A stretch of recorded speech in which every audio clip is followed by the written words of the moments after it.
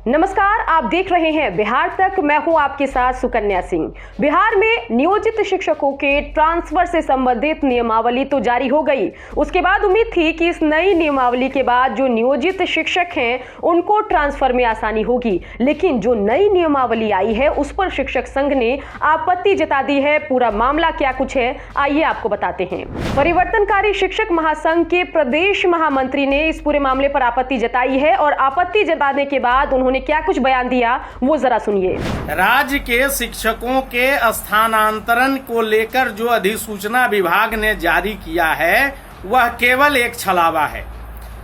एक भी शिक्षक को स्थानांतरण का लाभ नहीं मिलेगा, क्योंकि जिलावार, कोटिवार, नियोजन इकाईवार और विषयवार बाध्यता जो तय की गई है, इससे शिक्षक स्थानांतरण से वंचित रह जाएंगे।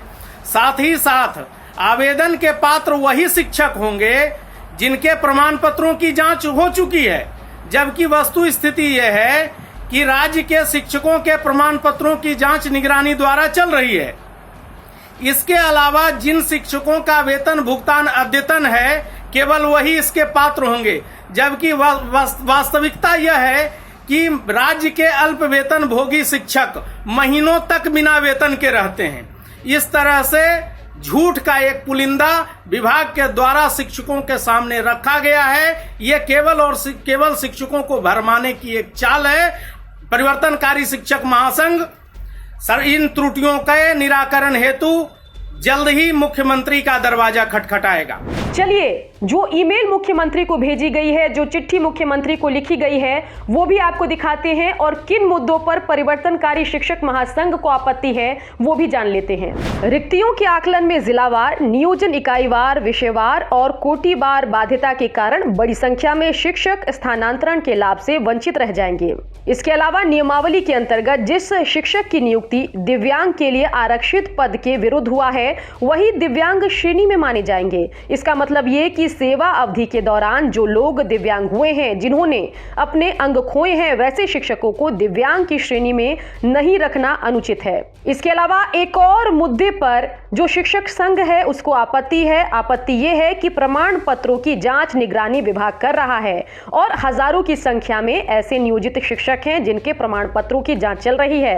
ऐसे में अभी वही शिक्षक आवेदन कर पाएंगे, वही शिक्षक आवेदन के लिए योग्य होंगे जिनके प्रमाण पत्रों की प्रमाणिकता की जांच हो चुकी है। और ऐसे में जिन शिक्षकों के प्रमाण पत्र की प्रमाणिकता की जांच चल रही है वो आवेदन करने के लिए अयोग्य हो जाएंगे और बड़ी संख्या में शिक्षक आवेदन नहीं कर पाएंगे।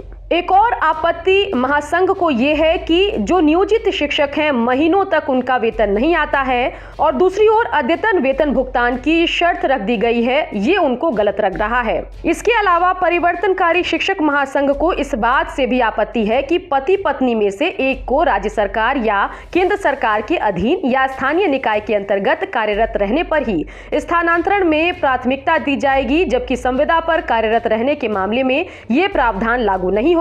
इसे लेकर महासंघ ने आपत्ति दर्ज कर दी है।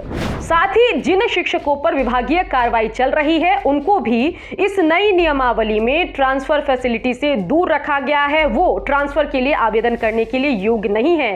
तो पूरे मामले को अगर हम देखें तो ये जो संगठन है जो नियोजित शिक्षकों के लिए काम करता है, इन्हीं मुद्दों को लेकर आपत्ति दर्ज कर रहा है और कह रहा है कि जो पैटर्न है ट्रांसफर का, जो नियमावली है, उसको सरल बनाना चाहिए जिससे सभी नियोजित शिक्षकों को इसका लाभ मिल सके। देखना होगा कि चिट्ठी तो मुख्यमंत्री को लिख दी गई है, क्या इस नियमावली में आगे चलकर कोई बदलाव होगा? क्या जो नियोजित शिक्षकों का संगठन है उसकी मांगों पर सरकार गौर करेगी? बिहार की खबरों के लिए आप देखते रहिए बिहार तक।